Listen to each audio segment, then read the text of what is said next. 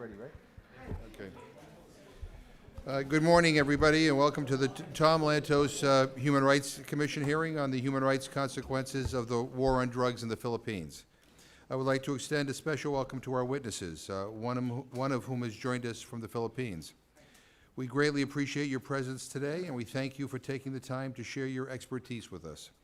Over the last year, there have been many reports by human rights and news organizations describing a major increase in extrajudicial killings in the Philippines, to the tune of more than 7,000 killings between July 2016 and the end of July 2017, according to Philippine National Police statistics.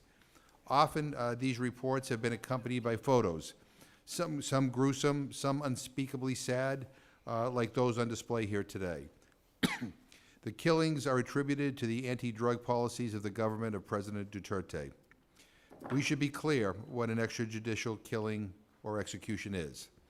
It is the purposeful killing of a person by governmental authorities without the sanction of any judicial proceeding, no arrest, no charges, no warrant, no trial, no judge, no jury, simply murder. It is a violation of the most fundamental of human rights, as stated in Article 3 of the Universal Declaration of Human Rights. Everyone has the right to life, liberty, and security of person. The problem of extrajudicial executions is not new under President Duterte. The Philippines is one of the countries in the world where this has been a major concern for a long time. But the explosion of killings over the last year, and the President's own statements inciting and justifying them as part of his promise to eradicate the drug problem, have rightly drawn attention and indignation. For the United States, these killings strain bilateral relations. Yes, the Philippines is a treaty ally and the largest recipient of U.S. assistance in East Asia. And yes, the U.S. And the Philippines have a security relationship. But let me be clear. The United States government cannot afford any degree of complicity with the kinds of human rights violations that are occurring. The Congress has acted in the past.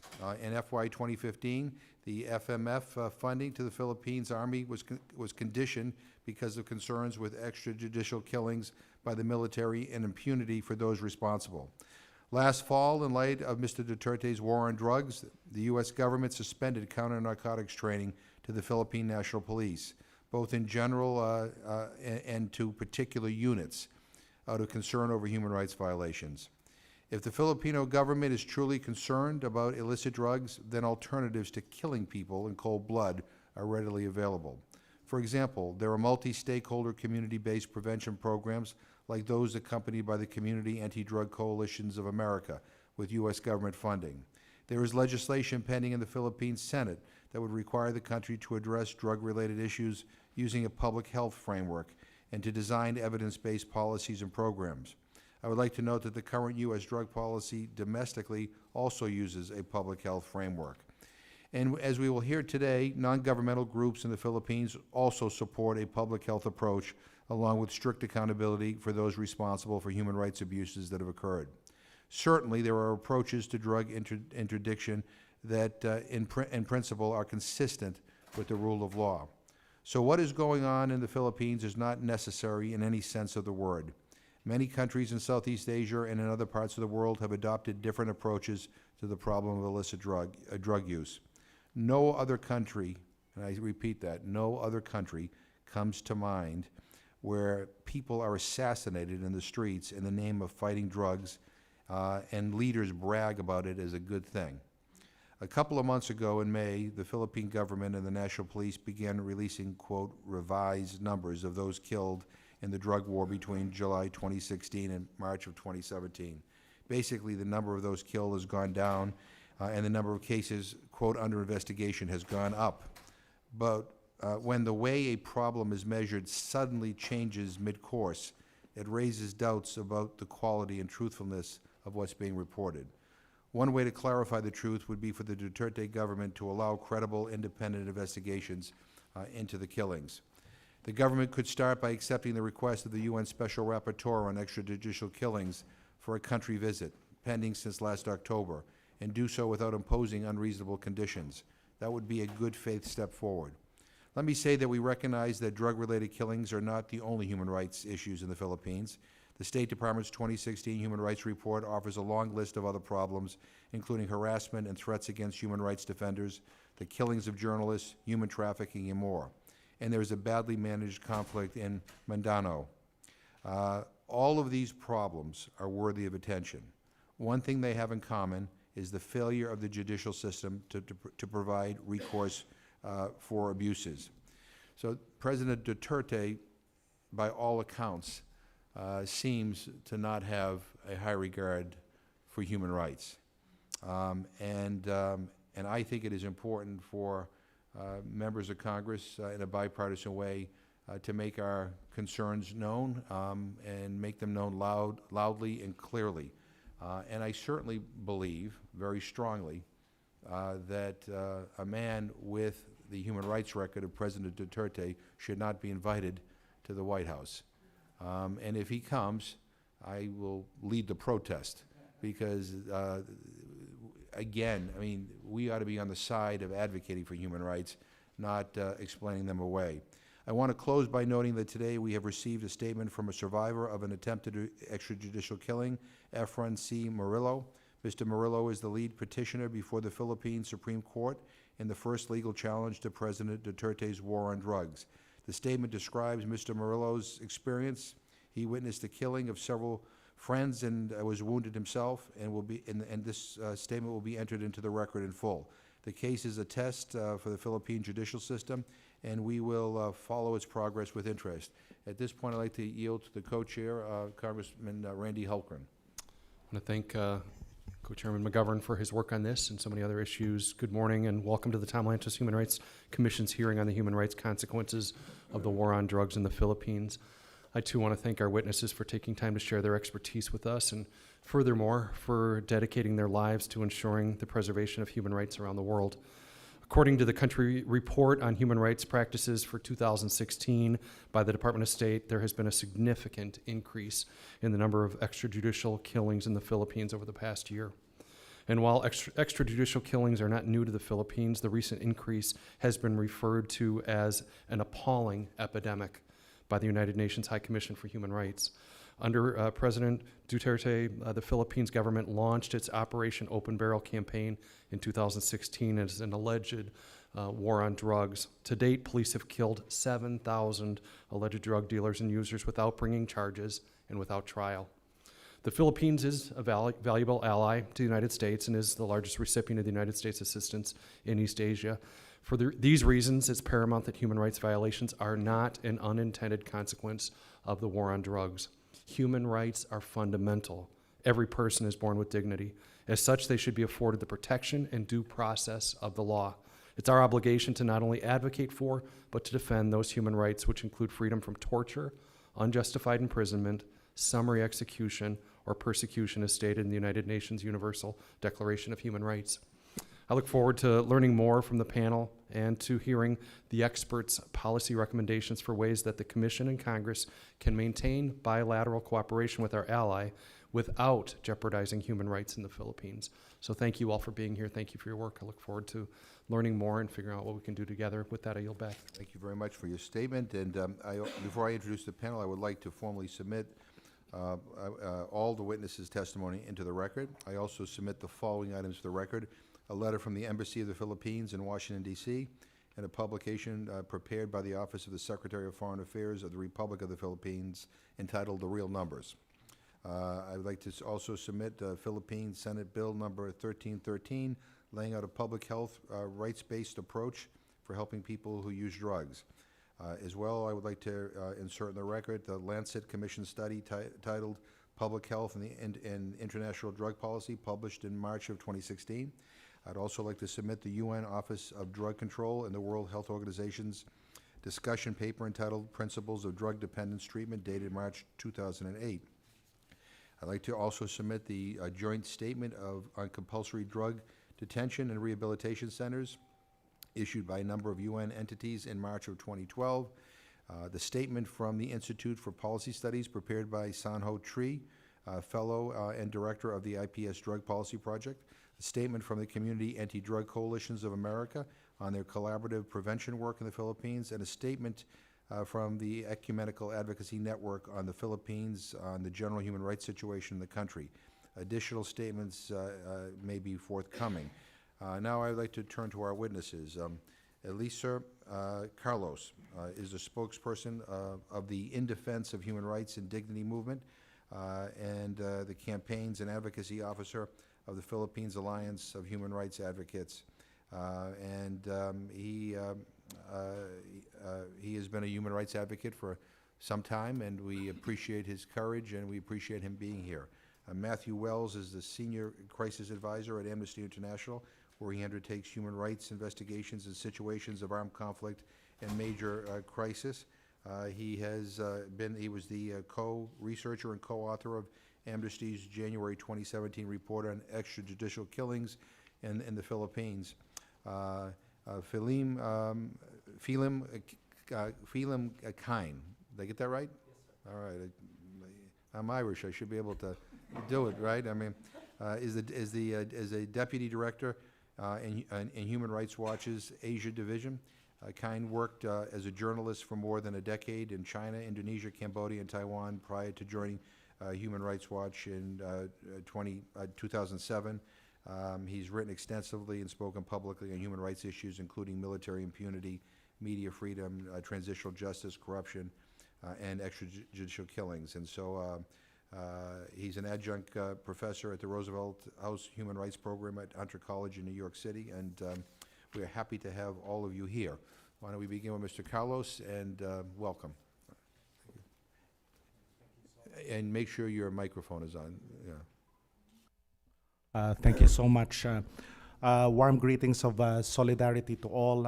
On behalf of I Defend, I would like to express our heartfelt gratitude to all the good members of the Tom Lantos Human Rights Commission, most especially the Honorable Representatives McGovern and Hultgren, for their support to the human rights protection of the Filipino people. The concern, involvement, and solidarity by people around the world is very crucial and important for us during these very challenging times. I would also like to thank and acknowledge the tireless efforts of the Filipino-American Human Rights Alliance. They have been persistently creating awareness about the human rights crisis in the Philippines. I Defend is the largest human rights formation in the Philippines. We're made up of over 70 organizations, grassroots movements, people's organizations, groups for environmental protection, groups from basic sectors like women, labor, human rights NGOs, and over 40 recognized community leaders in the Philippines. We established ourselves last year in preparation for engaging the incoming administration to put in place a human rights-based framework to governance. Confronted by the surge of killings, we were forced to focus on the emerging human rights crisis. We document cases of extrajudicial killings, enforced disappearances, and torture, arbitrary arrests and detention, and situations during which people are affected by repressive policies under the war on drugs. We also provide direct service to families of victims of extrajudicial killings and legal support to those determined to pursue justice. We are involved in organizing and education work to help broaden the circles of disapproval to the killings and the derogation of due process, and to help affected communities establish practical defense systems against vigilantes and police operations. We are also at the forefront of countering the two priority legislations of President Duterte, the reinstatement of capital punishment and the lowering of the minimum age of criminal responsibility from 15 to 9.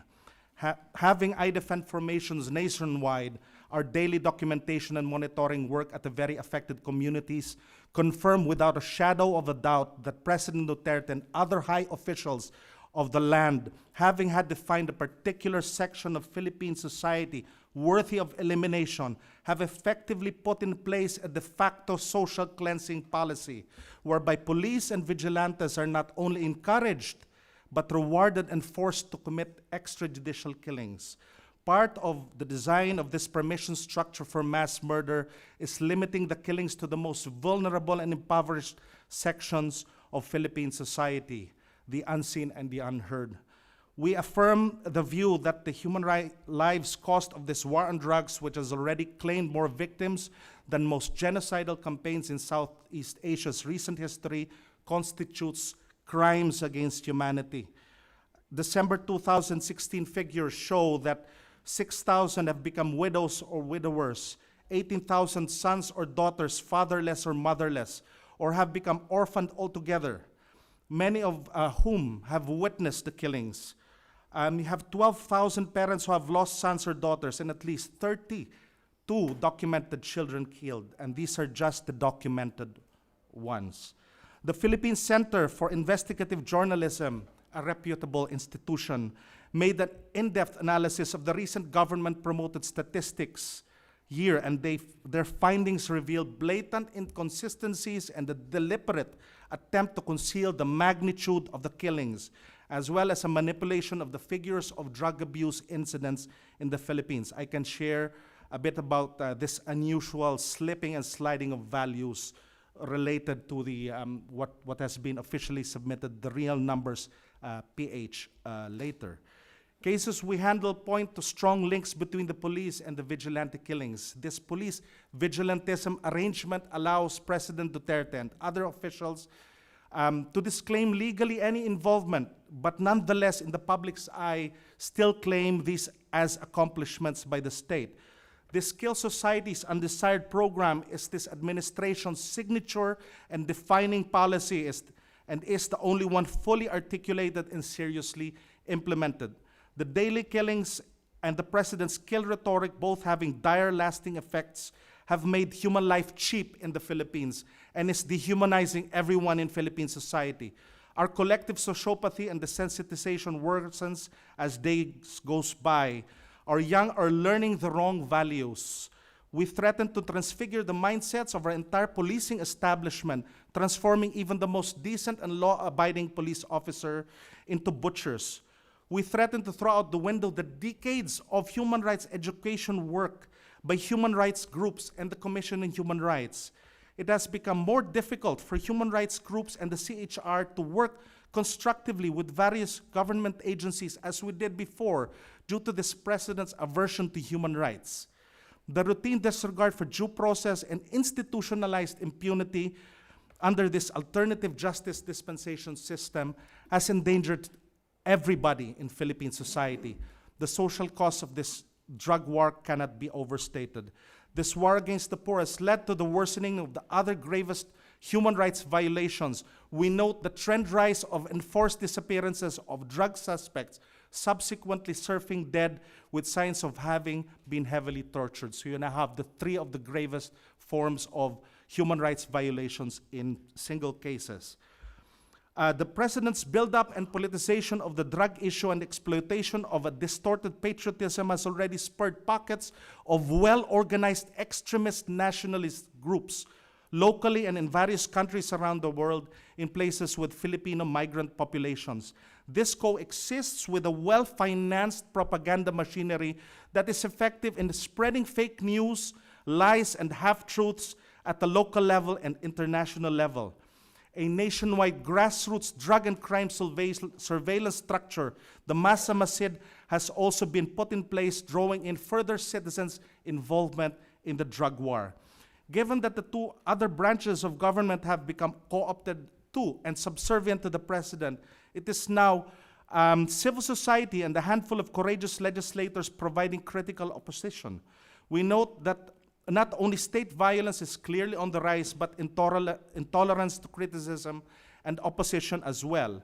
To borrow the words of one of IDefense's public figures, President Duterte has shown that he can get away with killing thousands, the rest. Curtailing civil and political guarantees and establishing one-man rule will be a mopping up operation. We have time and again reminded President Duterte that this violent, hardline approach never worked, and that he must address the root cause by investing in a life of dignity for all. Prioritize radical reforms in the criminal justice system, including an overhaul of the national drug policy. Senate Bill 1313 was mentioned. By institutionalizing a compassionate, sustainable, evidence-based human rights and health-centered approach to the drug issue. To date, government's rehabilitation rhetoric is just to provide a humane face to this violent war on drugs. Viewing human rights as obstacles, the president has consciously and openly distorted its values, ideals, and principles, in effect degraded public trust in and vilifying human rights defenders and the Commission on Human Rights. He has openly threatened human rights defenders, stating that he might just direct his solution toward them, including them in the harvesting and even beheading them. Some of us have been placed in watch and persons of interest lists. He has also attacked the media and lawyers who represent families of victims of extrajudicial killings whenever he sees necessary. We now have two wars in the Philippines, the war on drugs and the war on terrorism, both being framed to be linked as one problem, narco-terrorism. With respect to holding perpetrators to account and breaking impunity, we note the absence of working accountability mechanisms, and this include disciplinary mechanisms for the police, which are accessible to regular citizens. We now have an inoperable witness protection program under the Department of Justice, its current secretary being a staunch apologist on and defender of President Duterte. The only chance for the most impoverished to seek justice and protection are human rights organizations, faith-based organizations, and the Commission on Human Rights. Documentation work, crucial for case build-up and eventual litigation, is becoming more difficult due to families and witnesses' fear for reprisals, as well as the risk involved for human rights workers on the ground doing such work. Groups are faced with having to establish and maintain sanctuaries and witness protection programs. Most families of victims of extrajudicial killings being dislodged physically from their daily routines find it difficult to sustain their perseverance and courage. Most of them eventually lose their conviction to pursue justice for their loved ones due to despair. President Duterte has rolled back the gains in human rights and democracy won by the Filipino people over the past 30 years. We do hope the United States can help resolve this situation. If I may respectfully request permission to put forward 7 concrete recommendations by I defend at a later point during this hearing. Thank you so much, Your Honor. Thank you very much for your powerful testimony. Also, I want to acknowledge our colleague, Congresswoman Jackie Spear from California, who has joined us, who's a staunch defender of human rights all around the world. And do you have an opening? Why don't you come up and, if I could yield to you to give your statement, and then we can proceed with the...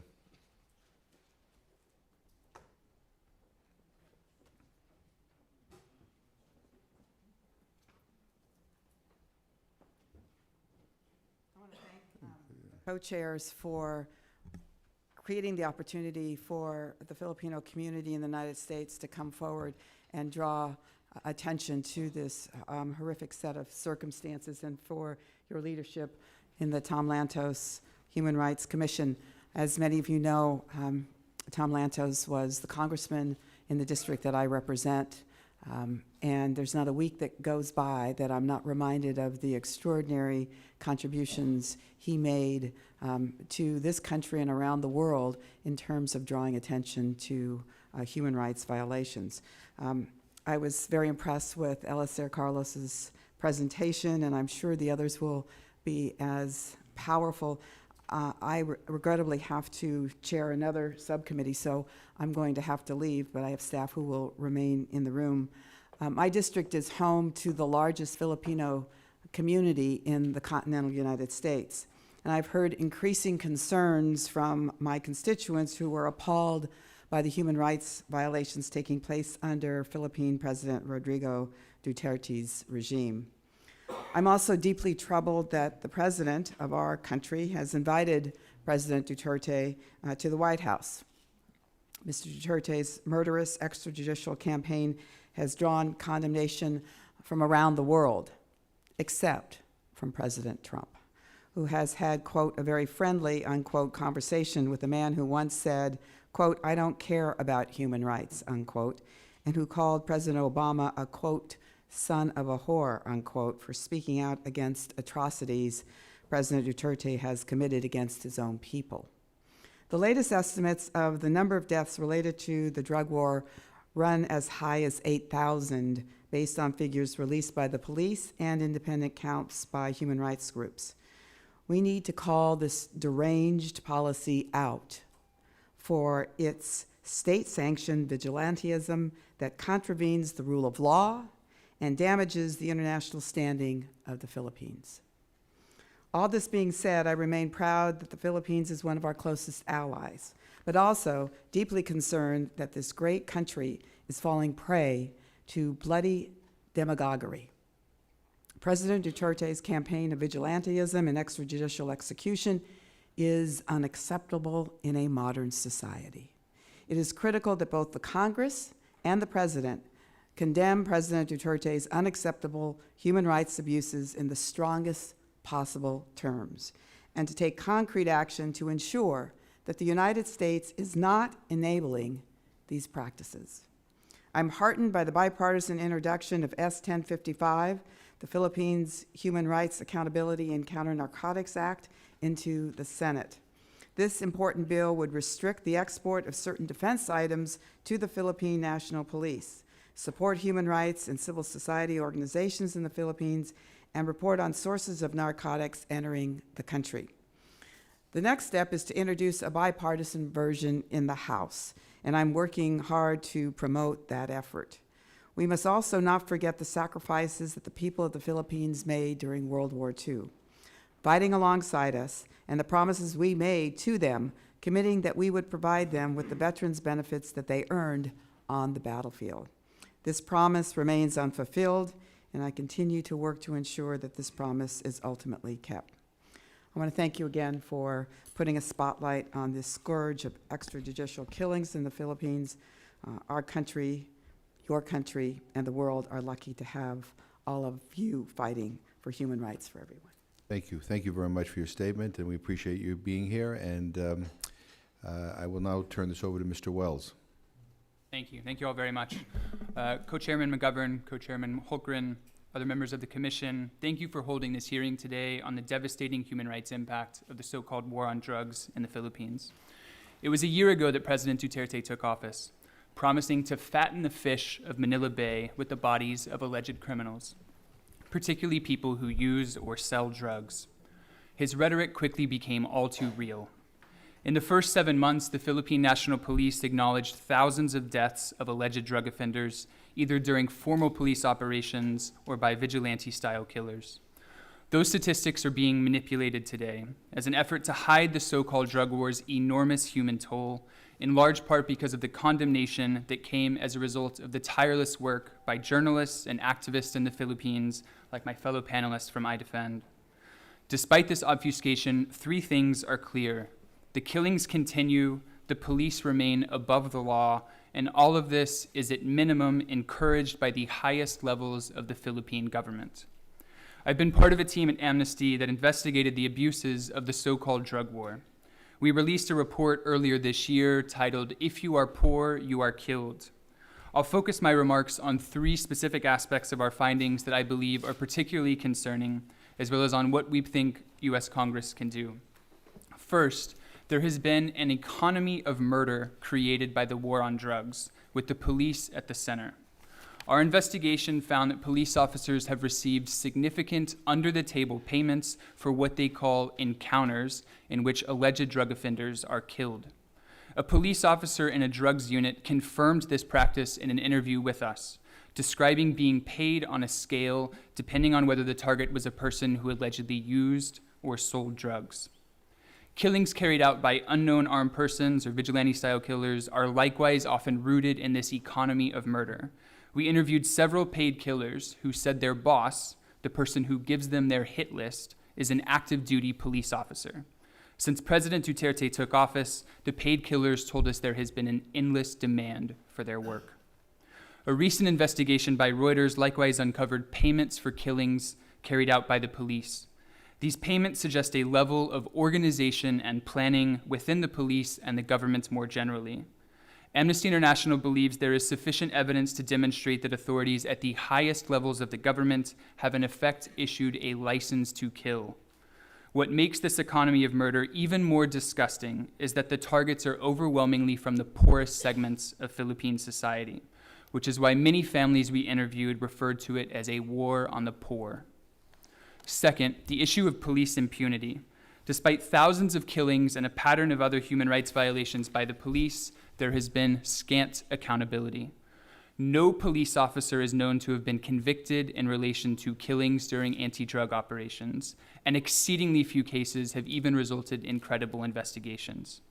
Just last week, the police force reinstated 19 officers who, according to investigations by the Philippine Senate and the National Bureau of Investigation, are implicated in a premeditated killing inside a jail of a mayor and another person. This reinstatement follows months of President Duterte saying he would pardon these officers if convicted, along with any other officer convicted of a crime, including murder, committed in the line of duty. As a result, police officers have been emboldened to continue killing alleged drug offenders and to make a mockery of the justice system through planting evidence and falsifying police reports. Even when families doggedly pursue a case, they face obstacle after obstacle, including reprisals. I spoke with the parents of 8-year-old San Nino Batucan 4 days after he was killed outside Cebu City.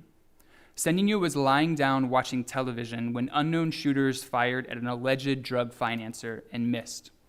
The bullet went through the Batucan family's wooden shack and hit him in the stomach, killing him several hours later as his father, Wilson, tried frantically to bring him to a hospital. The family believed the police were involved in this operation, yet the authorities failed to undertake a credible investigation. Instead, after months of Wilson being outspoken about his son's killing, Wilson himself was gunned down outside his home in March of this year. Third, and finally, there has been a much broader impact on people's right to health. The authorities say that more than 1 million people have surrendered, in their words, voluntarily, but many people who use drugs see their choice as between surrendering or being killed, which is hardly voluntary. Prisons are appallingly overcrowded, and the vast majority of drug treatment and rehabilitation programs are poorly funded and not comprehensive or evidence-based. In many instances, community drug rehabilitation means Zumba fitness classes, listening to lectures on how drugs are bad, and submitting oneself to perpetual surveillance. Any slip up in using drugs invites a police operation with deadly consequences. As the government has largely ignored a public health approach, many people who use drugs have become terrified of accessing basic health services that might link them to drug use, including HIV testing or treatment. As one of the oldest and most important allies of the Philippines, the US and this Congress has a unique position of influence. This should be used to help ensure that the Philippine authorities reorient their drug policies towards a model based on the protection of health and human rights, rather than a punitive approach that tries helplessly and devastatingly to kill the problem away. In particular, Congress should ensure that no U.S. assistance supports human rights violations in the so-called war on drugs, with a careful review and restriction of assistance to the Philippine National Police in particular.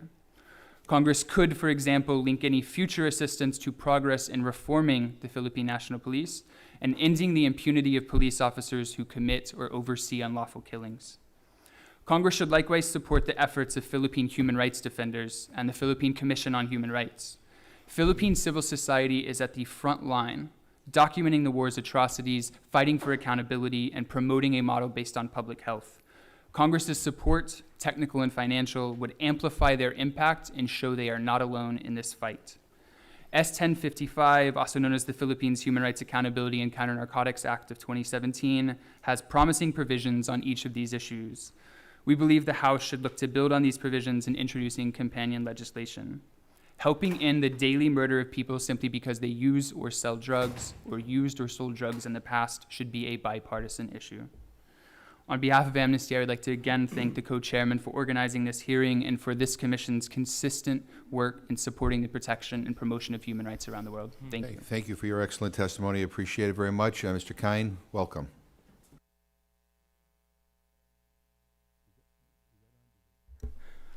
Representatives McGovern and Hulgren, thank you very much for having us today to discuss and talk about and expose this, what is nothing less than, as my colleagues have mentioned, a human rights calamity that has unfolded in the Philippines since President Rodrigo Duterte took office on June 30th, 2016.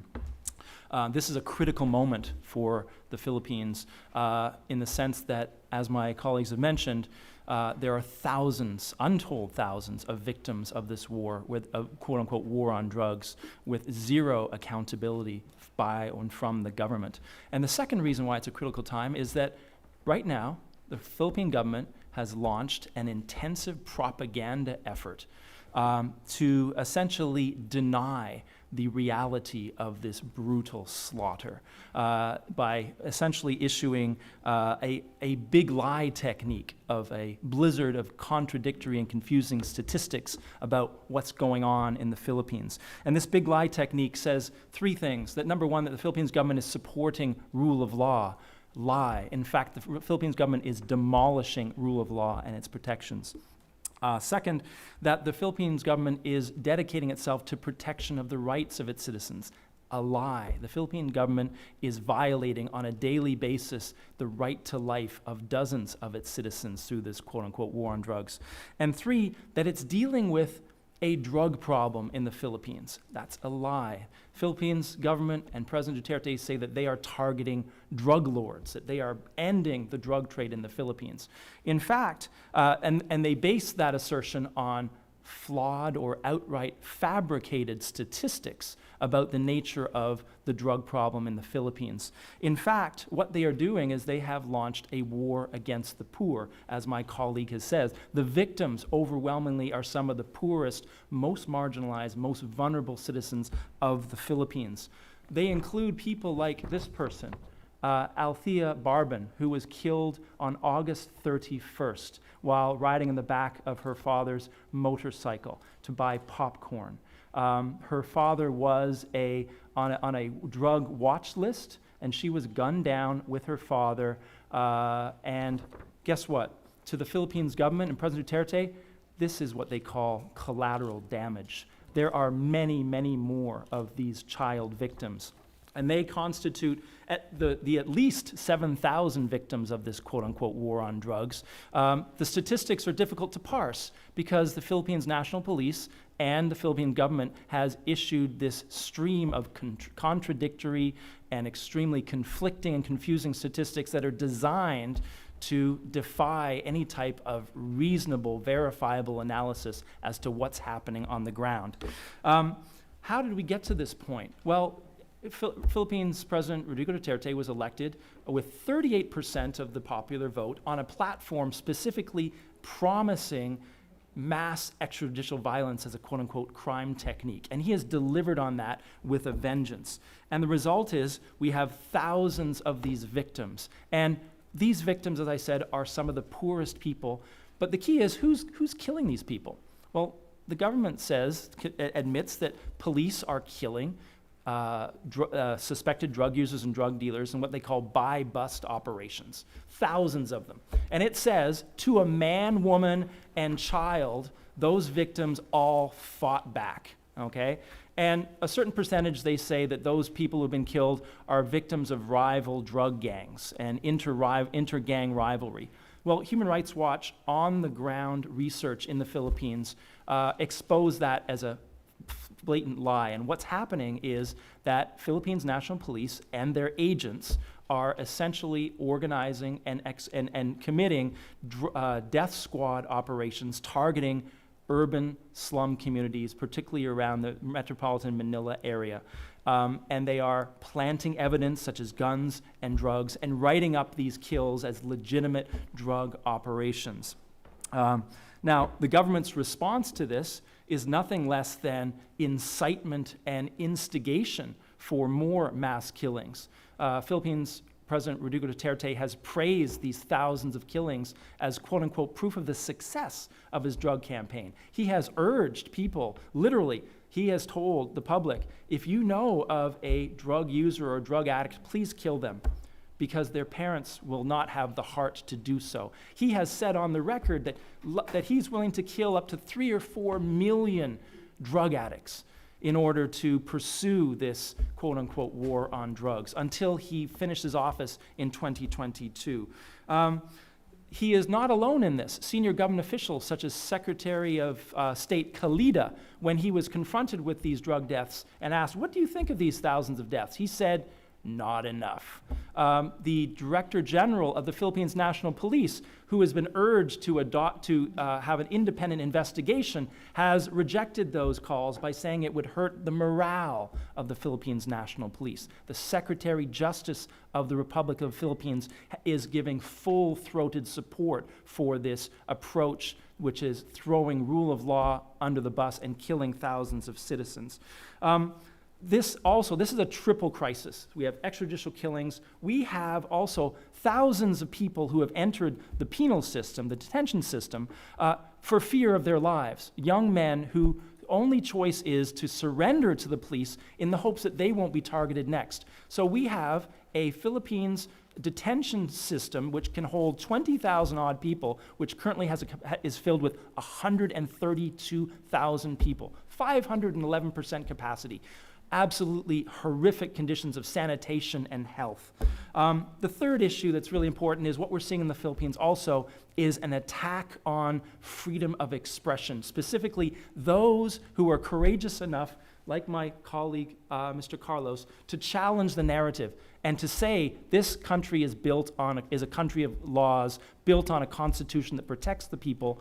Those people are targeted with relentless, withering criticism, harassment, and intimidation. Exhibit A for that, Senator Laila de Lima, former Secretary of Justice, who demanded accountability for the drug war, is now facing politically motivated drug charges herself. The government has also directed withering criticism and threats toward the United Nations Special Rapporteur, expert on extrajudicial killings, Agnes Calamard, and other international experts. People who challenge this are subjected to threats. Personally, in 2015, while now President Rodrigo Duterte was preparing to run for president, I publicly criticized his advocacy of mass extrajudicial violence as a crime control technique. He responded in the media by inviting me to his hometown of Davao in southern Mindanao, where I could be publicly executed. So this is the state of fear that's being imposed on the people of the Philippines. I just want to say that the United States government, with its long and friendly history with the United States government, with its long and friendly history with the Philippines, has a key role in bringing this to an end. And I just want to make three very quick recommendations. Both the State Department last year froze the sale of thousands of assault rifles to the Philippines National Police.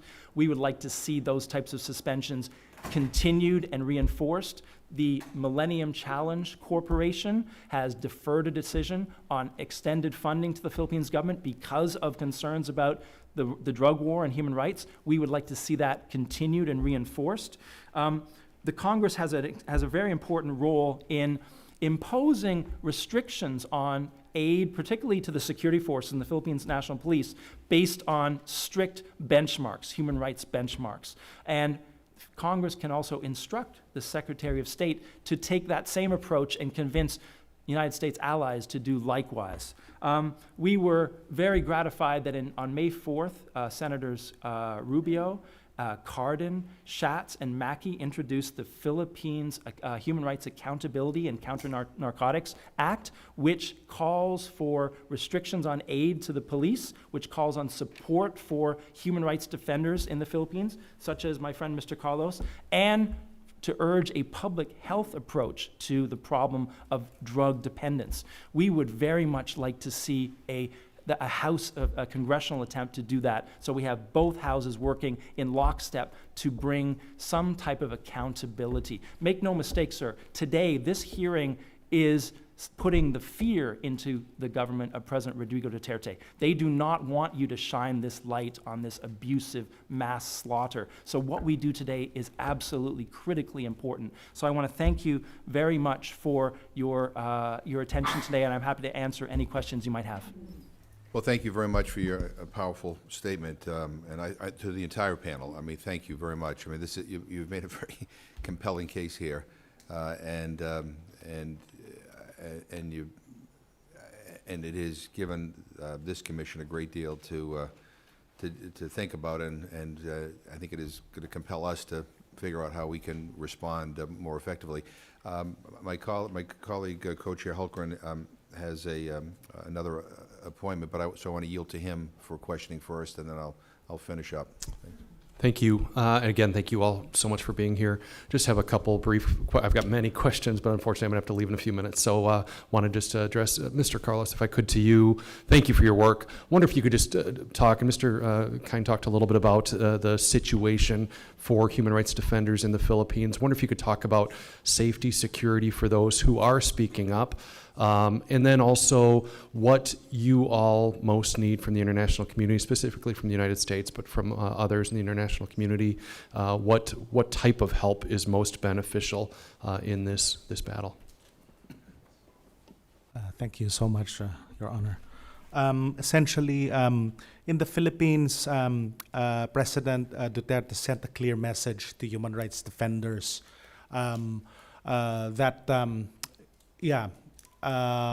while drug users, drug dependents, petty drug peddlers are being killed, I only need to whisper so that the killings start spilling over to your ranks. And that's actually a Damocles, like a Damocles sword hanging over all our heads. No, it's a difficult situation, a very tensioning, very stressful situation for us. And essentially, at least six people from I Defend are on the persons of interest list of the Armed Forces of the Philippines and the watch list of the PNP as well. No, so it's difficult now, becoming more difficult for those expressing criticism to policies. No, we're also being boxed up. If we're against the particular policies, then we're actually considered as yellows, or the old liberal leadership before President Duterte. So it's actually really attacks from all fronts, including this well-oiled propaganda machinery that I have mentioned that is well in place. No, so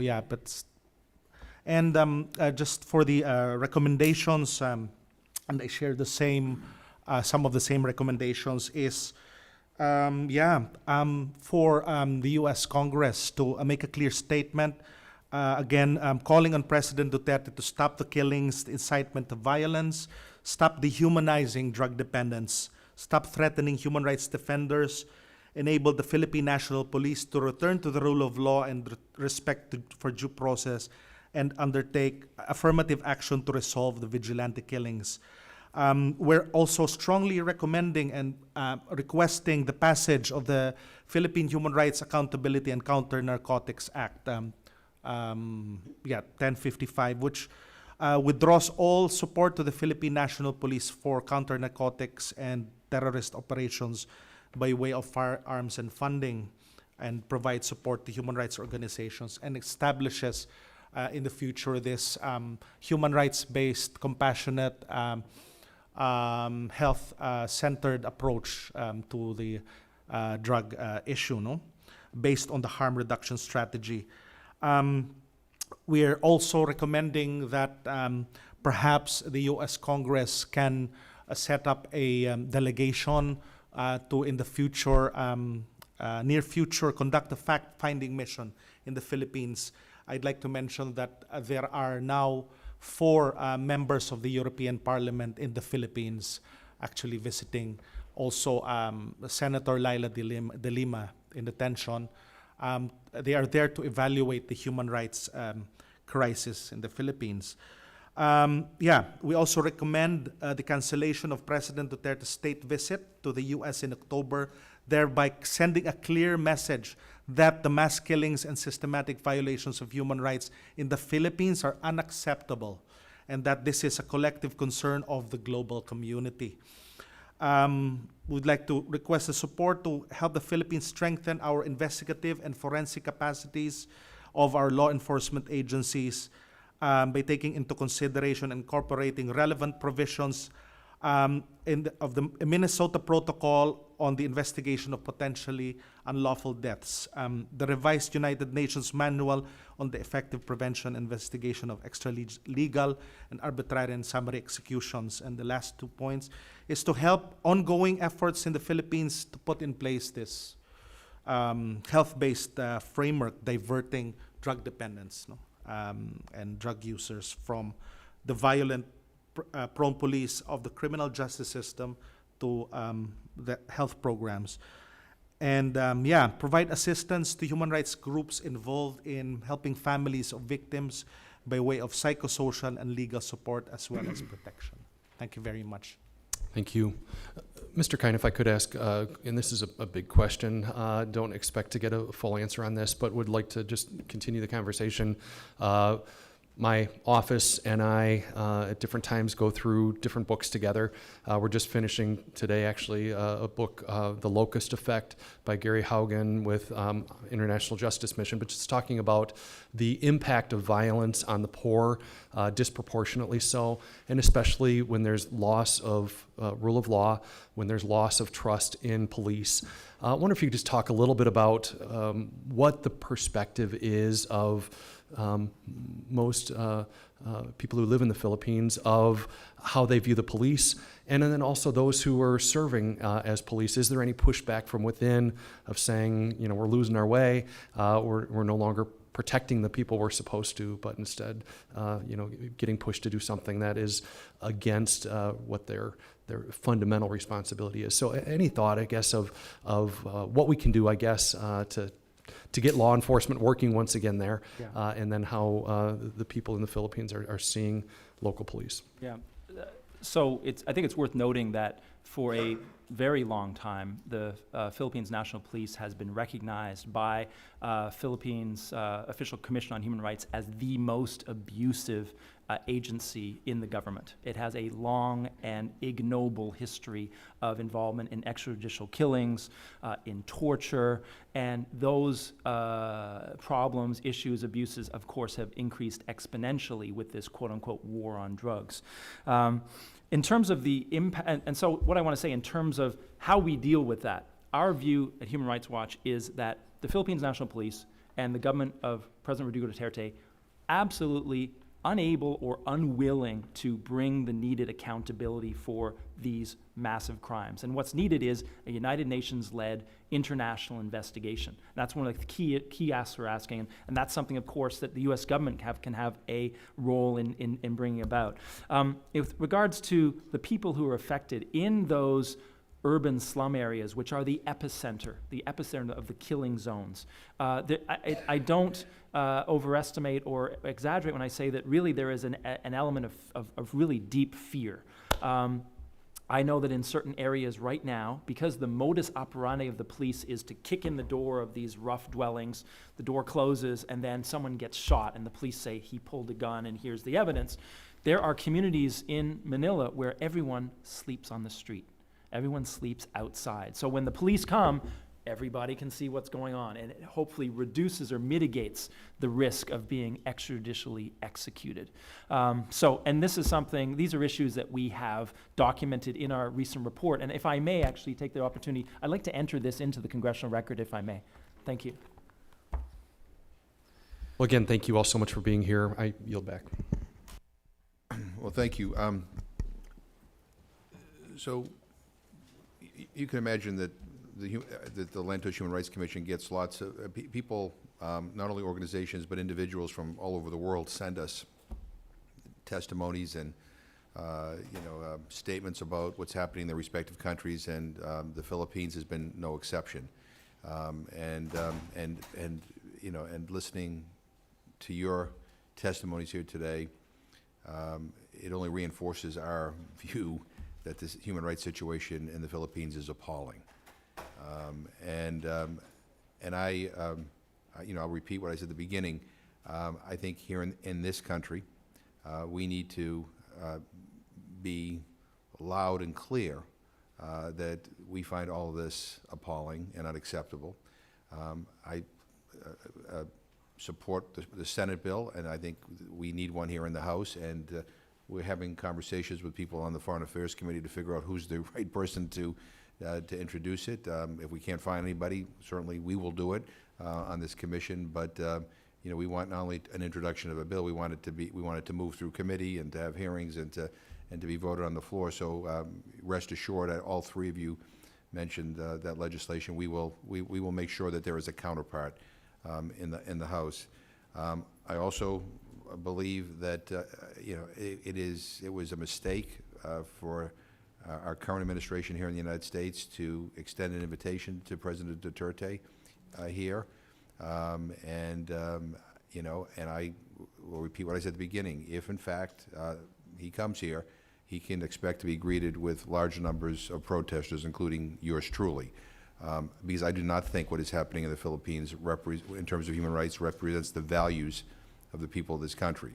And we will make it clear, because to turn the other cheek, to look the other way, to try to not make a big deal about the human rights abuses is to be complicit. And I don't want this country to be complicit. Let me ask you some individual questions and some general questions, and to get your response.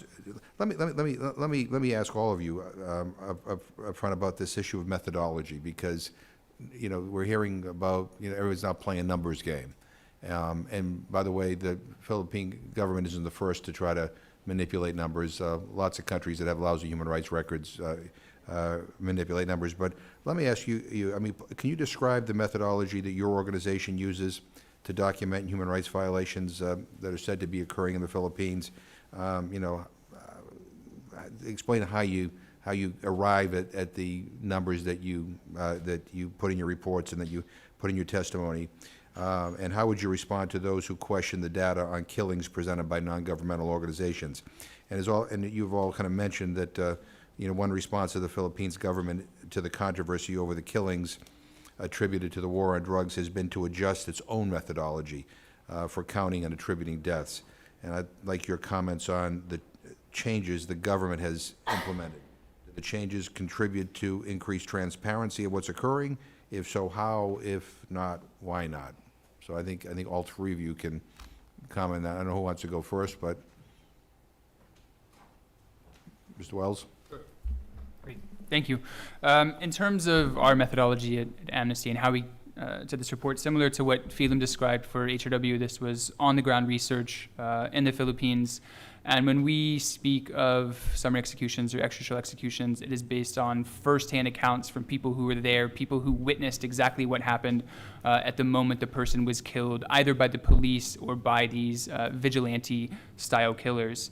We also, one of the things that I think is most amazing and appalling about this drug war is every night journalists in the Philippines sit outside the main police station in Metro Manila, wait for a call to come in that a body has been discovered somewhere, because there are inevitably a handful, if not more, every night, and then go out to the crime scene. And so we went along, and the night that we were there were 5 people that we saw the crime scenes and the immediate aftermath in terms of the killings that had taken place either by the police or by vigilante-style killers.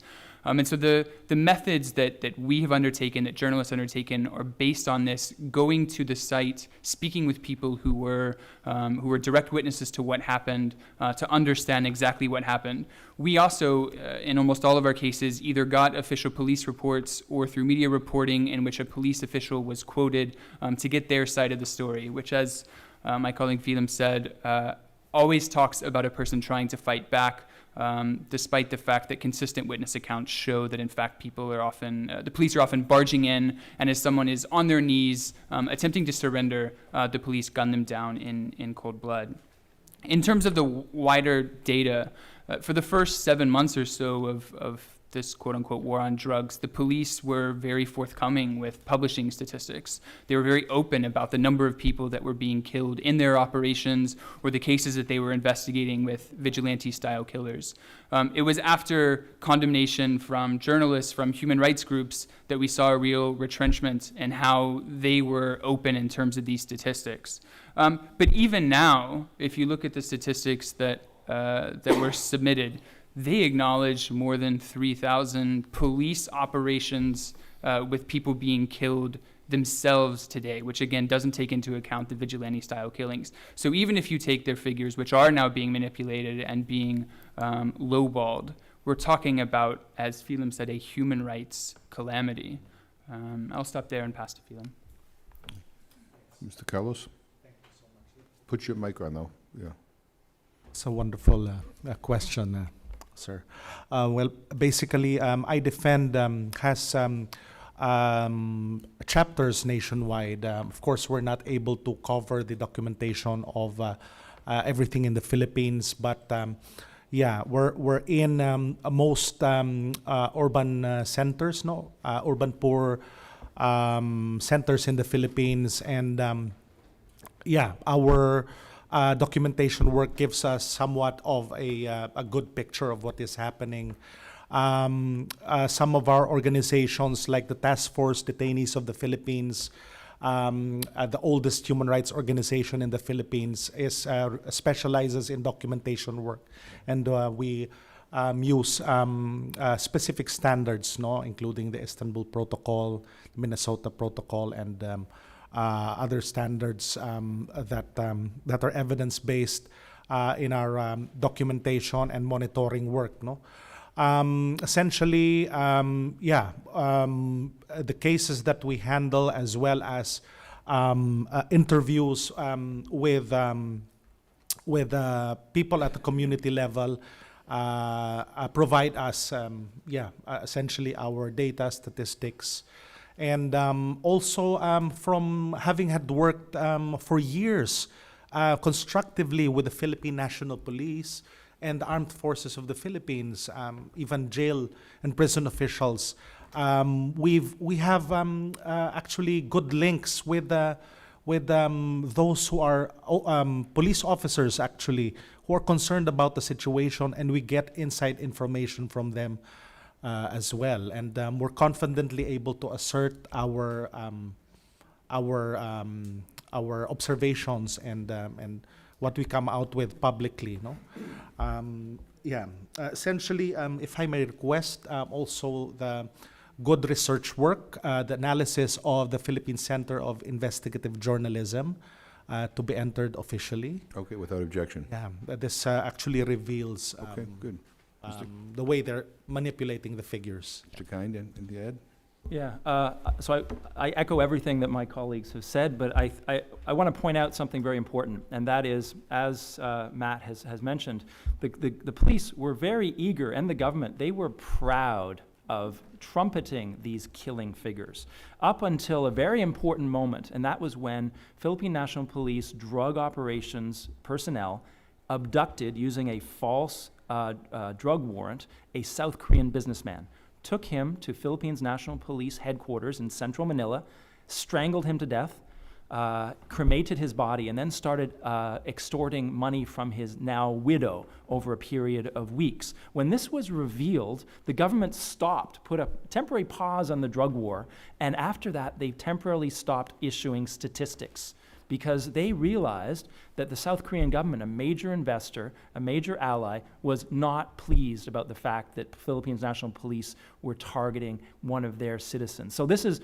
a really important point. Foreign pressure works, and that's something the United States can bring to bear in spades.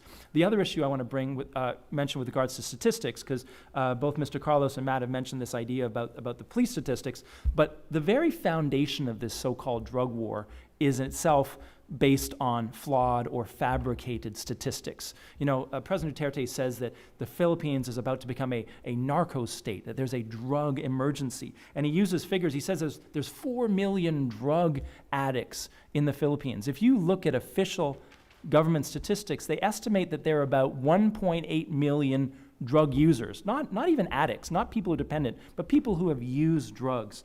The government also peddles these statistics that say 75% of what they call heinous, very serious crimes are committed by people using drugs or addicted to drugs.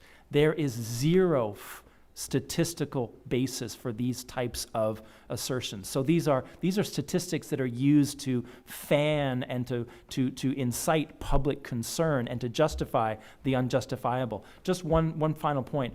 In terms of what the Philippine government is doing in terms of issuing these statistics and confusing us, the Philippine government and the police devote massive amounts of human, financial, and technological resources to confuse and to cover up what's going on. They allocate zero resources to accountability for the thousands of these deaths.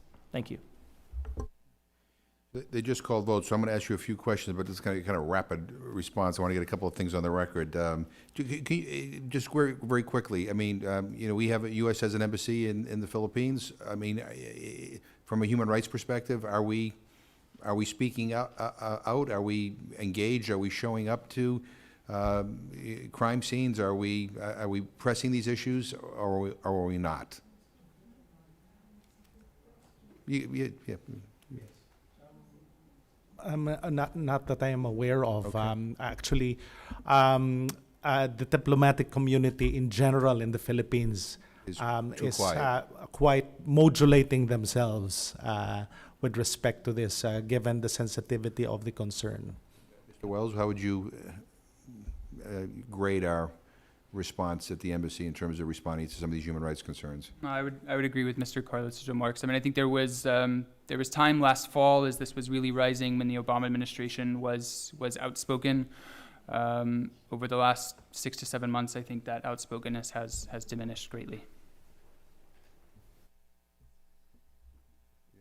I think one of you, maybe it was, I'm not sure who mentioned this, maybe Mr. Kine, you talked about, you suggest that the pattern of unlawful police conduct may amount to crimes against humanity.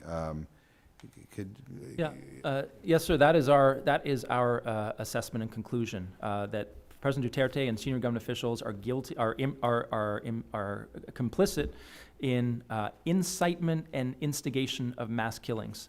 And this is an opinion that is shared by the prosecutor of the International Criminal Court, who has also expressed concern about the human impact and toll of this quote-unquote war on drugs. So the ICC is following this stuff? The ICCC is tracking this, exactly. Good, all right. We hear from supporters of President Duterte that even though he won the election with only 38.5% of the vote, that all these recent surveys show that he's, so popular and everybody loves him. Can you explain?